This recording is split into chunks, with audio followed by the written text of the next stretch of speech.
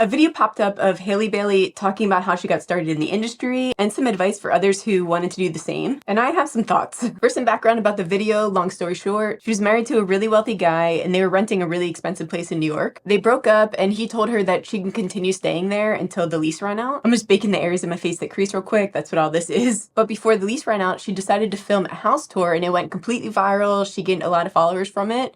And she thought that these people would only continue following her if she still had that apartment. So she decided to make a huge decision and put basically her whole life savings into continuing to rent this place and put all of her effort into becoming a content creator. And it really resonated with me, and I'm sure a lot of other content creators who jumped before they were ready. For me, it wasn't that crazy of stakes, but I did quit my job before I really should have. I was working at a winery at the time. When I started at the winery, I think I had my page for about 6 months, and I worked at the winery for about 2 years. But at the time that I was working there, I was starting to get work in from this business pretty consistently, but it was hard to manage my emails and get back to companies because I was working there full time, and they had terrible cell service. It was like a dungeon in there. So it made it really difficult to get back to companies in a timely manner. I remember the only place where you can get like 1 bar of service was up in this creepy storage attic. So I would always have to run up there if I needed to post a photo or a video or respond to an email, and the service was so bad that it would take forever to upload, so I had to just leave my phone up there. So in between customers, I was running back and forth there like a freaking weirdo. The good old days. But it really just wound up getting in the way of where I was trying to go, so I decided to quit and put everything I had into this. They also kind of screwed me on something, so I was like,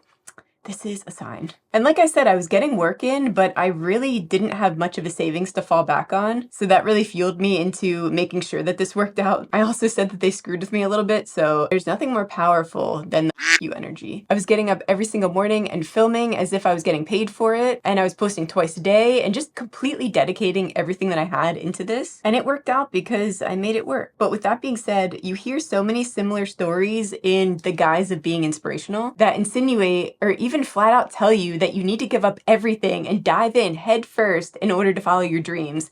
And that's just not the case for everyone. You really have to know yourself and if that's a possibility for you personally, because I feel like there's 2 types of people. One who's motivated to do whatever it takes in order to make something happen without a backing. They need that fire under their ass and really see that as motivation. And there's the type of person who crumbles under the pressure of not having a security net. And I'll tell you, it's really hard to have a creative job and stay creative when there's a lot of pressure to perform. And I had quite a few breakdowns along the way. All of this to say, it's extremely important to know yourself and don't blow up your whole life if you're not someone who can handle that kind of pressure. Because honestly, it's so smart hanging in for as long as possible before cutting that cord. The rest of us are just psychopaths.